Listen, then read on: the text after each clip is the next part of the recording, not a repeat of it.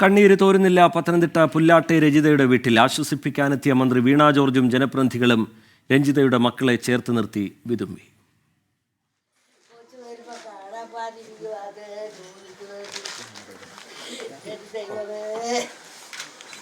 അവർക്ക് വേണ്ടി എല്ലാവരും റെക്കമെൻഡ് ചെയ്ത് അടച്ചത് DMO വെച്ച് ചെല്ലുമ്പോൾ ചോദിക്കുക രജു നിനക്ക് ഇതിന് മാത്രമാണ്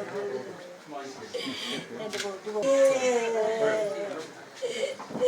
എൻ്റെ ദൈവോ എനിക്ക് വയ്യായേ എൻ്റെ കുഞ്ഞ് നീ പോയേ ഭഗവാനെ എൻ്റെ ഒക്കെ എടുത്താൻ്റെ എനിക്ക് കച്ചവടമില്ലാതെ. ഇനിയുള്ള നടപടിക്രമങ്ങളിൽ ജില്ലാ കളക്ടർ അവിടെ നിയമിതനായിട്ടുള്ള സ്പെഷ്യൽ ഓഫീസറുമായിട്ട് ആശയവിനിമയം നടത്തിയിരുന്നു.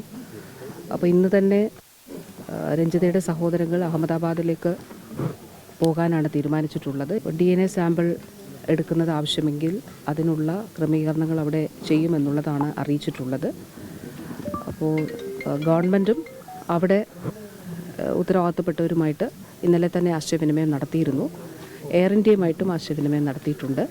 അപ്പോൾ ഐഡൻറ്റിഫൈ ചെയ്തു കഴിഞ്ഞാൽ പിന്നീടുള്ള നടപടികളിൽ കാലതാമസം ഉണ്ടാകില്ല എന്നുള്ളതാണ് അറിയിച്ചിട്ടുള്ളത്. നിരവധി പേരാണ് രഞ്ജിതയുടെ കുടുംബത്തെ ആശ്വസിപ്പിക്കാൻ പുല്ലാട്ടെ വീട്ടിലേക്ക് എത്തുന്നത്. സുജിത് സുരേന്ദ്രൻ വിവരങ്ങളുമായി ചേരുന്നുണ്ട്. സുജിത്ത്, വളരെ വേദനാജനകമായ ദൃശ്യമാണത്. കണ്ടു നിൽക്കാൻ കഴിയുന്നതിനും അപ്പുറത്തേക്കുള്ള വേദന നൽകുന്ന ദൃശ്യമാണ്. രഞ്ജിതയുടെ മകളെ ചേർത്ത് പിടിച്ച് മന്ത്രി പൊട്ടിക്കരയുന്നുണ്ടായിരുന്നു. വിവിധ രാഷ്ട്രീയ പാർട്ടികളുടെ പ്രതിനിധികൾ, ജനപ്രതിനിധികളൊക്കെ ആ വീട്ടിലേക്ക് കുടുംബത്തെ ആശ്വസിപ്പിക്കാൻ എത്തുന്നുണ്ട്. അങ്ങനെ വാക്കുകൾ കൊണ്ട് ആശ്വസിപ്പിക്കാൻ കഴിയുന്നതല്ല അവരുടെ നഷ്ടമെങ്കിൽ കൂടി ഈ ഘട്ടത്തിൽ നമുക്ക് ചെയ്യാൻ കഴിയുന്നത് അതുമാത്രമാണ്. എന്താണ് ആ വീട്ടിൽ നിന്ന് രാവിലെ മുതൽ കാണാൻ കഴിഞ്ഞ കാഴ്ചകൾ? മറ്റൊന്ന്, ഈ മൃതദേഹം നാട്ടിലേക്ക് എത്തിക്കുക എന്നുള്ളതാണ് ഇനി പ്രധാനം. അതിന് ഈ DNA പരിശോധനയൊക്കെ ആവശ്യമെങ്കിൽ അതിനുവേണ്ടി രഞ്ജിതയുടെ സഹോദരൻ അഹമ്മദാബാദിലേക്ക് പോകുന്നുണ്ട്. ആ യാത്ര എപ്പോഴായിരിക്കും? ലഭ്യമാകുന്ന വിവരങ്ങൾ എങ്ങനെയാണ് സുജിത്ത്?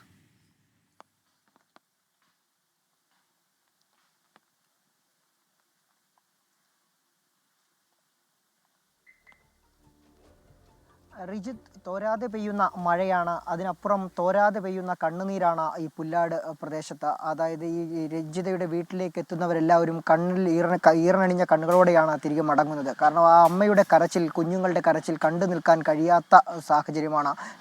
മന്ത്രി വീണ ജോർജ് പോലും ആ കുഞ്ഞുങ്ങളെ ചേർത്ത് പിടിച്ച് പൊട്ടിക്കരയുന്ന രംഗങ്ങൾക്കാണ് നമ്മൾ സാക്ഷിയായത്. അതുമാത്രമല്ല, ഇവിടേക്ക് എത്തുന്ന ആളുകൾ ആ കുഞ്ഞുങ്ങളെ സമാധാനിപ്പിക്കാൻ കഴിയാത്ത ഒരു സാഹചര്യമാണ് ഉള്ളത്. അവരൊക്കെ തന്നെ ചോദിക്കുന്നത്, കുട്ടികൾ അറിഞ്ഞിരുന്നില്ല അവരുടെ അമ്മ മരണപ്പെട്ടു എന്നുള്ള ആ ദുഃഖ വാർത്ത. പക്ഷേ അവർക്ക് അമ്മയ്ക്ക് എന്തോ അപകടം സംഭവിച്ചു എന്ന് മാത്രമായിരുന്നു കുഞ്ഞുങ്ങൾ അറിഞ്ഞിരുന്നത്. അപ്പോൾ കൂടുതൽ ആളുകളൊക്കെ ഇവിടേക്ക് എത്തുമ്പോൾ കുട്ടികൾക്ക് എന്തൊക്കെയോ മനസ്സിലാകുന്നു എന്നുള്ളതാണ്.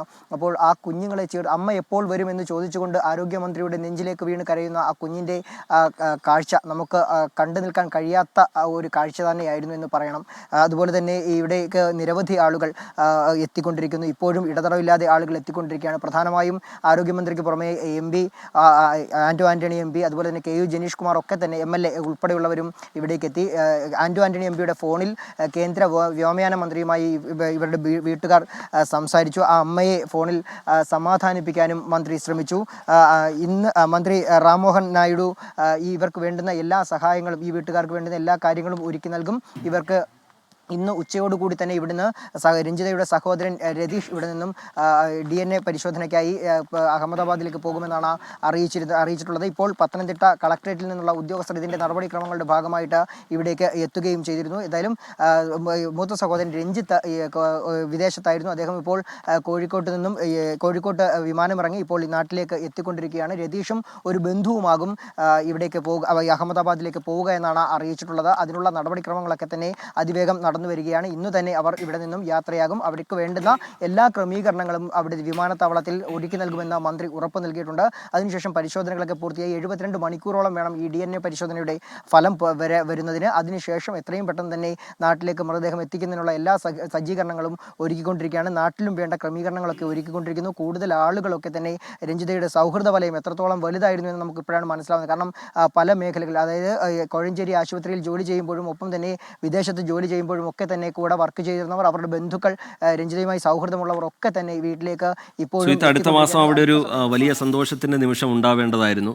അവിടെ ഈ രഞ്ജിതയുടെ വീടിൻ്റെ ഗൃഹപ്രവേശനം നടത്താനുള്ള ആലോചനയിലായിരുന്നു രഞ്ജിതയും വീട്ടുകാരുമൊക്കെ. ഇനിയുള്ള കാലം വീട്ടുകാർക്കൊപ്പം, അമ്മയ്ക്കൊപ്പം, മക്കൾക്കൊപ്പം കഴിയണം എന്ന ആഗ്രഹത്തിൽ നിന്നാണ് തിരികെ സർക്കാർ ജോലിയിൽ പ്രവേശിക്കുക എന്നുള്ള ആഗ്രഹവും തീരുമാനവും ഒക്കെ രഞ്ജിതയുടെ ഭാഗത്തു നിന്നുണ്ടാകുന്നത്. പക്ഷേ ആ യാത്ര പാതി വഴിയിൽ പൊലിഞ്ഞുപോയി.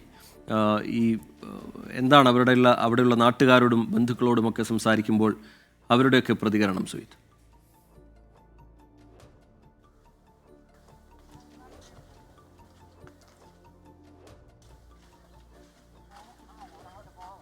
അതെ റിജിത്ത്, ശരിക്കും രഞ്ജിത ജീവിച്ചിരുന്നത് തൻ്റെ അമ്മയ്ക്കും മക്കൾക്കും വേണ്ടിയായിരുന്നു.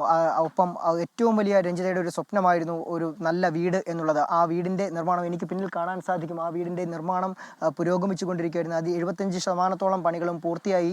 ഇനി ഈ അടുത്ത വരവിന് മുൻപ് ഈ ചിങ്ങമാസത്തിൽ അല്ലെങ്കിൽ ഓണക്കാലത്തേക്ക് മക്കളെ ആ വീട്ടിലേക്ക് മാറ്റി താമസിപ്പിക്കുന്നതിനും അതിനുശേഷം നാട്ടിലേക്ക് തിരിച്ചെത്തി ഇവർക്കൊപ്പം ഈ ആശുപത്രിയിൽ, സർക്കാർ ആശുപത്രിയിൽ ജോലി ചെയ്ത് മുന്നോട്ട് പോകണമെന്നുമായിരുന്നു രഞ്ജിതയുടെ ആഗ്രഹം. അതിനുവേണ്ടിയുള്ള ഈ വീടിൻ്റെ നിർമ്മാണം പൂർത്തിയാക്കുന്നതിന് വേണ്ടിയാണ് രഞ്ജിത വിദേശത്തേക്ക് ജോലിക്ക് പോയതും ഇപ്പോൾ നാട്ടിലെത്തിയത്. കഴിഞ്ഞ ദിവസങ്ങളിൽ നാട്ടിലെത്തിയത് തന്നെ ഈ ജോലിയുടെ ഈ സർക്കാർ ജോലി അല്പം നീട്ടിക്കിട്ടുന്നതിന് വേണ്ടി, വിദേശത്തെ ജോലി പൂർത്തീകരിച്ച് നാട്ടിലേക്ക് വരിക, അതിൻ്റെ ചില പേപ്പർ വർക്കുകൾ പൂർത്തീകരിക്കുന്നതിന് വേണ്ടിയാണ് നാട്ടിലെത്തിയത്. അതൊക്കെ തന്നെ പൂർത്തീകരിച്ച് മടങ്ങുമ്പോഴാണ് ഈ ദുരന്തം ഉണ്ടായത്.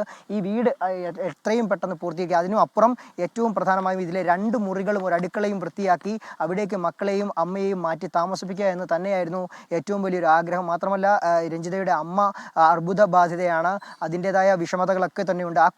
ആ അമ്മയാണ് ഈ രഞ്ജിതയുടെ 2 കുട്ടികളെയും സംരക്ഷിച്ചിരുന്നത്. അതുകൊണ്ട് തന്നെ അമ്മയുടെ ആരോഗ്യനിലയും മോശമായ ഒരു സാഹചര്യത്തിൽ എത്രയും പെട്ടെന്ന് നാട്ടിലേക്ക് തിരിച്ചെത്തി അവർക്കൊപ്പം, അമ്മയ്ക്കും മക്കൾക്കുമൊപ്പം ജീവിക്കുക എന്നുള്ളത് തന്നെയായിരുന്നു രഞ്ജിതയുടെ സ്വപ്നങ്ങൾ. ആ സ്വപ്നങ്ങളൊക്കെ തന്നെയാണ് കഴിഞ്ഞ ദിവസം ഒരു അപകടത്തിൻ്റെ രൂപത്തിൽ പൊലിഞ്ഞു പോയിരിക്കുന്നത് റിജിത്ത്.